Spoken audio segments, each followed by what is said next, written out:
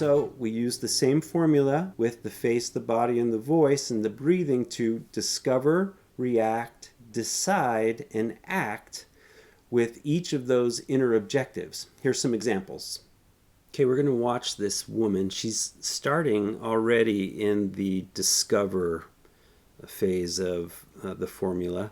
And so we're not going to see the moments leading up to that, but she's already in that discover phase, discovering what it is that she needs to act upon. Let's watch the clip. Excuse me, hi. Could I get a real bottle, please? I'm an alcoholic, not a Barbie doll. All right, so we see that she, after she discovers, there is this reaction. The bottle is way too small. She wants a bigger bottle. So the moment of discovery and then the reaction. And then she begins to think and search. She's trying to make a decision. What can I do? And then she makes the decision and she starts the action. Okay, she calls over the waiter. So discover, react, decide, and act. So there's something that is motivating her to action. It's her objective. This is the thing that she wants to accomplish. Let's watch it one more time from the beginning. Excuse me, hi. The objective. Could I get a real bottle, please? I'm an alcoholic, not a Barbie doll. Good, and she employs lots of different tactics to get what she wants. You can see right here she's forcing some charm. She's showing her disgust right here, trying to guilt trip him. And here she's calling him over, trying to be polite. Yeah, so this is how to reveal the inner life of the character's objective and how that objective is formed. The final kind of subtext that I want to talk about are obstacles. An obstacle is what gets in the way of the character accomplishing their objective. And sometimes those obstacles are external, and those are kind of easy for the audience to identify with. But the internal obstacles are the ones that need to be expressed more authentically in order for the audience to get it, in order for them to understand the plot development, the next steps of the story. And so the two types of obstacles that we need to be able to express are internal physical ones and internal mental emotional ones. So for example, if a character has a headache, that headache influences the character's behavior and their interactions with other characters. And so one of the things that we have to be able to see from our animated characters is that headache exists. And so they need to give us some behavior that helps the audience get enveloped in that internal physical thing.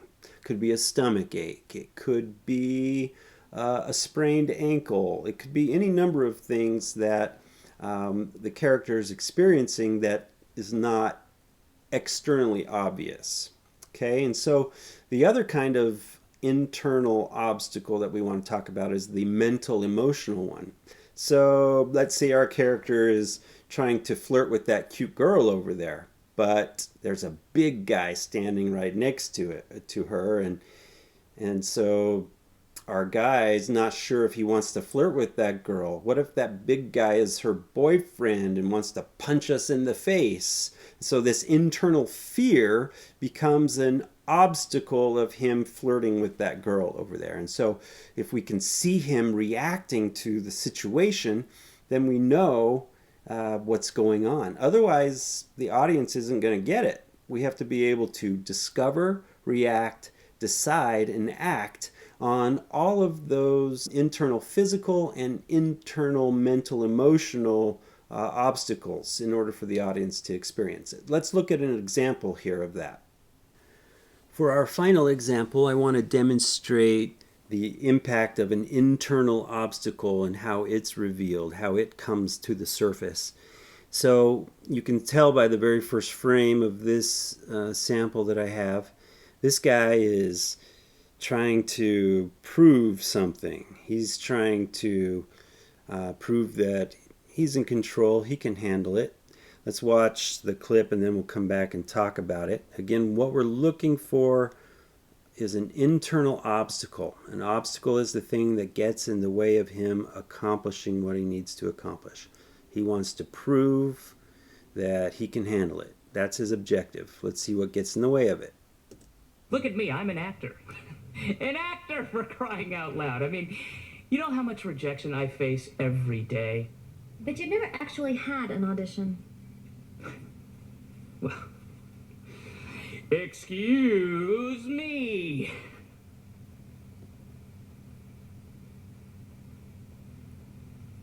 Excuse me. All right, so we see he's got his objective going on here in the beginning. He's trying to prove that he's all right. You can tell from all the way through here, though, that he's got some underlying fear. He knows he's lying. He knows that he's nervous about this already. You can see that a little bit of foreshadowing of the real revelation of the obstacle. The fact that he keeps his eyes closed for so long also shows that there's some obstacle already going on. Once we get to this point, when she makes her comment, it becomes impossible for him to keep hiding his obstacle. We'll get to it. Good. So right there, that same moment, he hears her say, yeah, but you've never even really auditioned. And then he realizes that his whole act, his whole attempt to say he's all right, he can handle it, is all of a sudden gone. So that moment is the discovery, and then we start seeing the reaction to the obstacle. He deflates, his whole body falls, the corners of his mouth comes down. He's looking quite helpless here. Then he tries to muster something, but it doesn't work. He goes back down. Now he decides that he's looking at his shifting eyes. He's trying to make a decision now of how he can handle this obstacle. He decides to drown his fear a little bit. That's his first decision. He's discovering here again, did that work? There's a reaction. No, didn't work. So then he decides again to leave and walk out of the uncomfortable situation. So discover, react, decide, and act, being conveyed through the face, body, voice, and breath to reveal the inner life of the character, what's below the surface, so that it comes out in the externalized action.